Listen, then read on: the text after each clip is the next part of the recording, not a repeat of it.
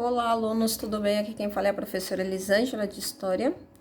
E hoje nós estaremos falando nessa videoaula sobre a colonização da América Inglesa.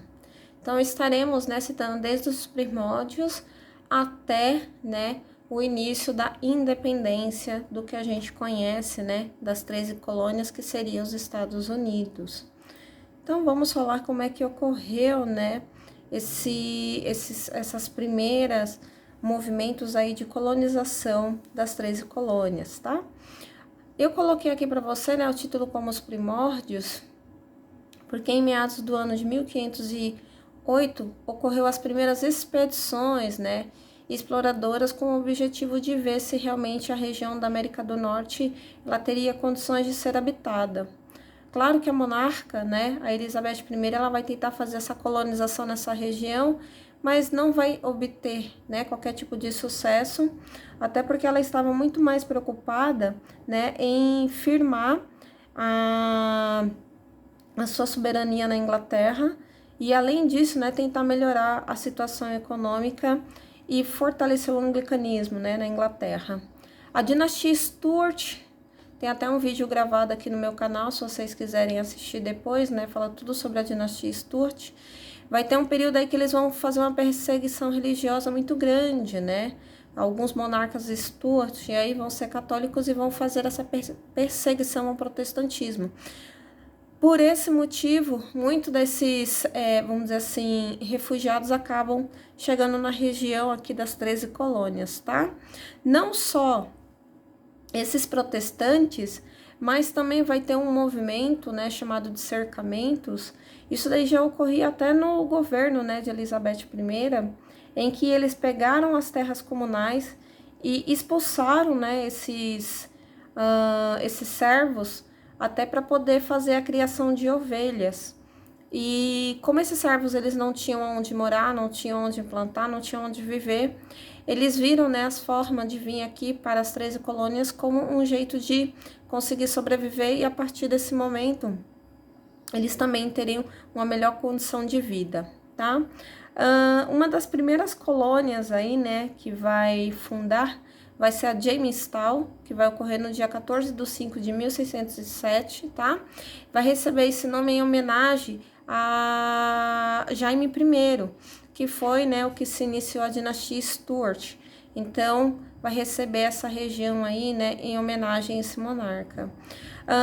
Grande parte desses protestantes que eu citei para vocês, eles vão acabar chegando na região em meados do ano de 1620, tá?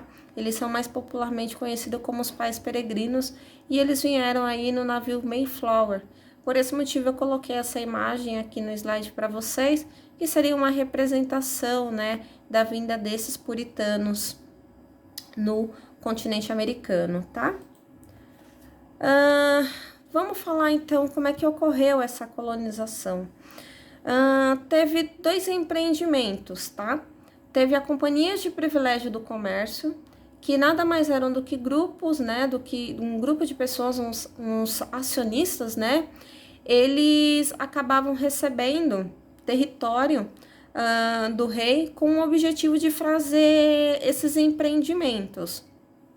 E também o rei, ele acabava doando muito desses territórios, dessas vastas terras, para os proprietários particulares que tinham condições de fazer esses empreendimentos.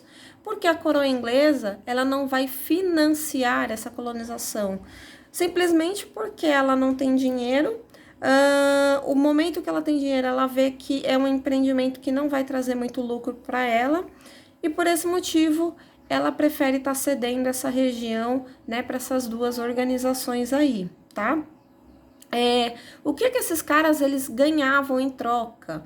Eles vão investir, claro que eles vão ganhar essa parte financeira, se caso tiver algum empreendimento que eles consigam obter lucro, então eles vão ganhar dinheiro em cima disso, mas também o que eles vão acabar conseguindo vai ser muito poder local, até porque a gente vê que grande parte desses governadores e conselho, que eram os responsáveis por administrar a colônia aqui do continente americano, era totalmente dado, para esses proprietários, né, e esses acionistas aí também, ok?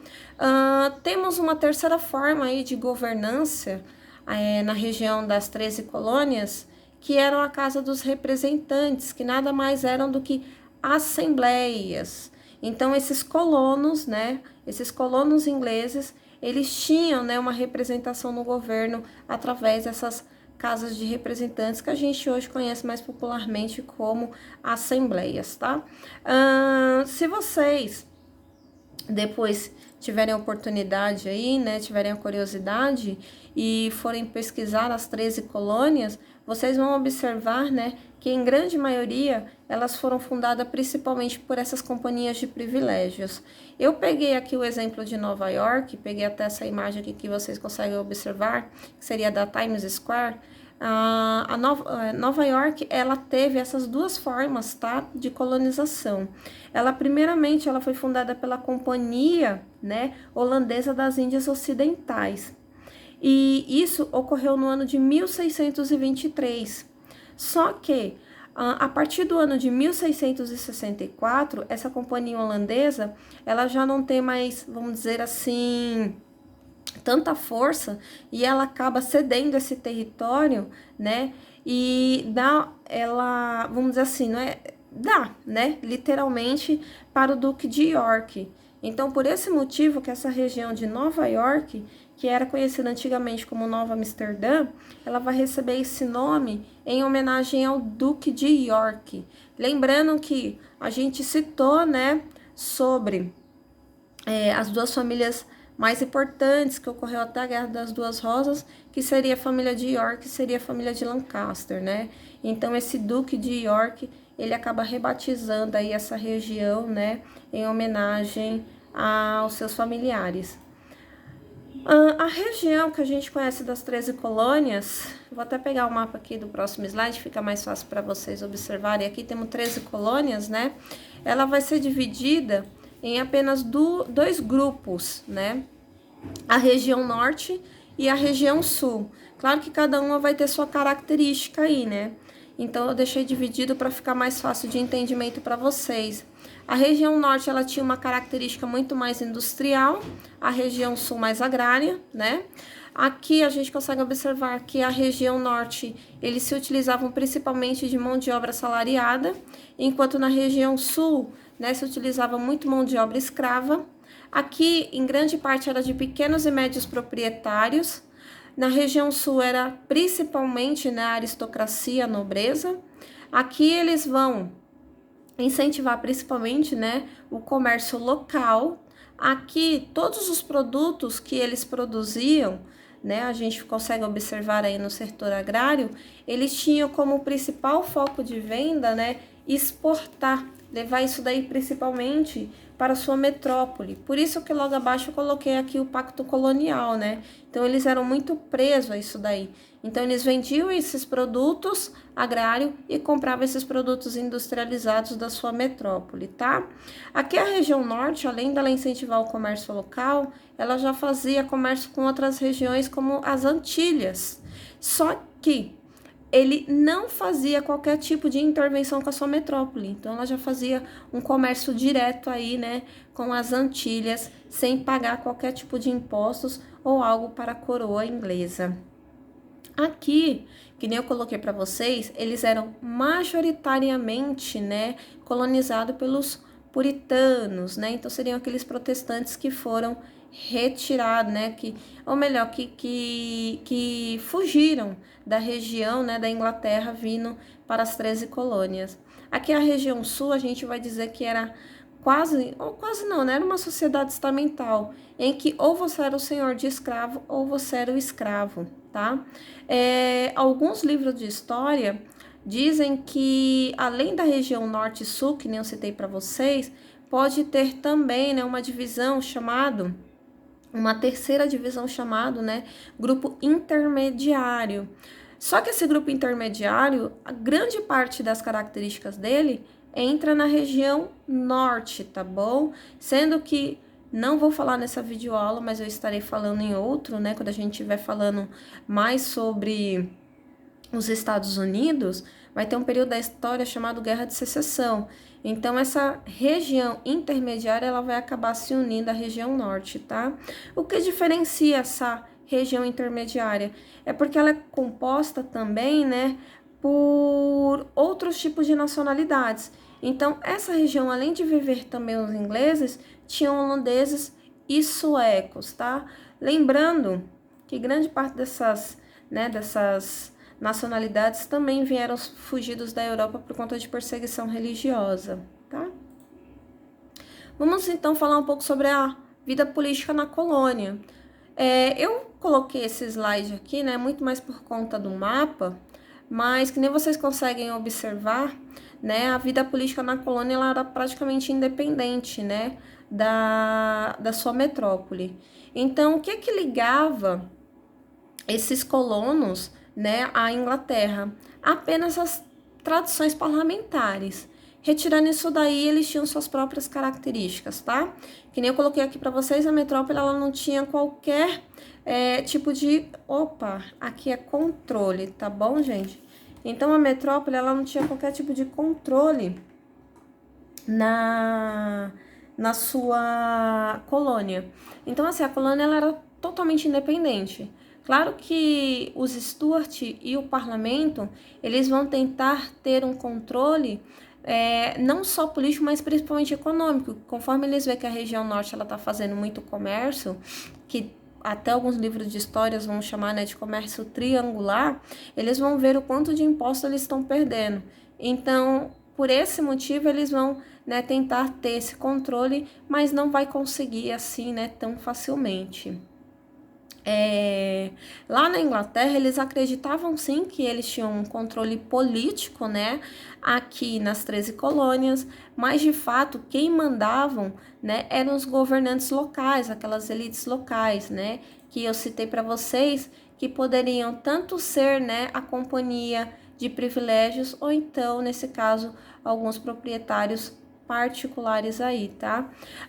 Lembrando que esses dois, vamos dizer aqui, empreendedores, eles que foram os responsáveis de trazer, né, grande parte desses colonos como uma forma de tentar efetivar essa colonização aqui na região, né, das 13 colônias. Vamos lá, já falamos sobre isso.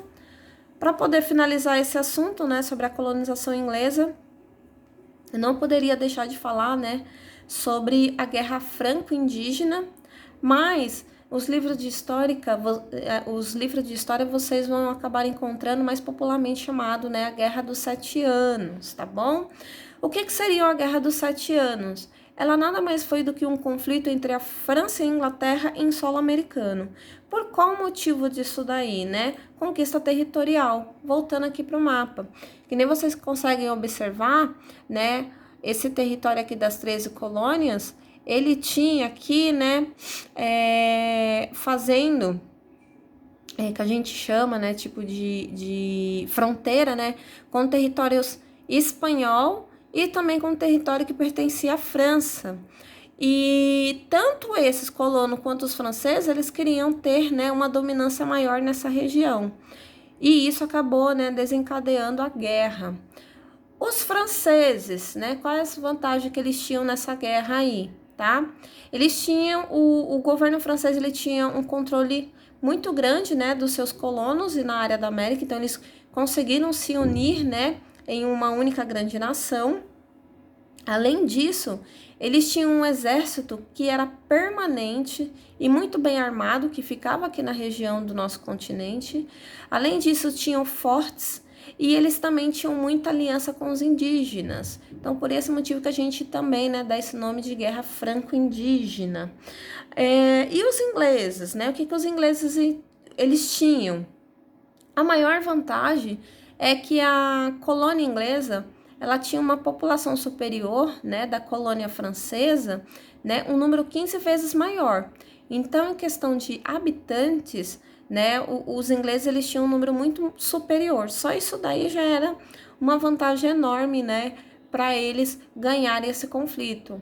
Além disso, esses ingleses eles tinham controle do mar, que nem a gente já citou aí, né, que os ingleses eles tinham grandes embarcações, e praticamente era eles que dominavam o mar.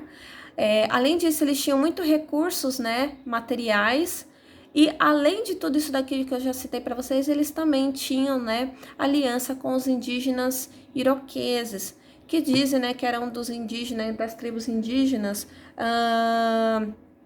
vamos dizer assim, bastante violentas, né, e também eles tinham o conhecimento do território. Isso daí, gente, nós conseguimos observar que todo esse cenário ele já está montado. Mas uma coisa que eu quero deixar bem claro para vocês, que quem de fato ganhou essa guerra não foram os ingleses, foram os colonos que viviam aqui na nossa região. Porque até a Inglaterra conseguiu organizar um exército, mandar esse exército aqui para o nosso continente, muita coisa já tinha rolado, né? Claro que depois aí de tantos conflitos, né, depois de 7 anos, que nem a guerra recebe esse nome, quem acaba saindo vitorioso, né, vai ser os ingleses. E os ingleses, o que eles vão acabar fazendo, né? Expandindo o seu território. Quando eles conseguem fazer isso daí, né, aqueles líderes locais que eu já tinha citado para vocês, né, eles tiveram um estalo e começaram a observar que eles não dependiam da metrópole para nada, né? Então eles já faziam comércio com outras regiões, eles conseguiram ganhar uma guerra, estavam conquistando o território, eles já tinham a sua autonomia, então para que ainda continuar sendo uma colônia? Por que não se declarar independente? E aí onde esses líderes, né, com essa moral lá em cima, após essa vitória, né, da Guerra dos 7 Anos, eles vão acabar, né, se articulando, vão acabar se organizando, né, para conseguir proclamar a sua independência. Falando sobre a independência dos Estados Unidos, eu estarei gravando uma videoaula falando todo sobre esse processo, tá? Então, nessa videoaula, eu estarei finalizando aqui para vocês, tá bom? Eu espero que vocês tenham gostado. Se caso vocês tiverem dúvida, pode deixar aí nos comentários que eu estarei respondendo, tá bom? Até a próxima videoaula, que eu venho falando um pouco mais sobre a independência dos Estados Unidos, né? A gente pode até emendar aí a Guerra de Secessão, que, né, eu já tinha citado aqui nesse vídeo, né, para ficar um conteúdo muito mais complexo, né, e vocês continuarem aí ter esse conhecimento, né, sobre a história dos Estados Unidos, tá bom? Gente, beijo, até o próximo vídeo, tchau, tchau!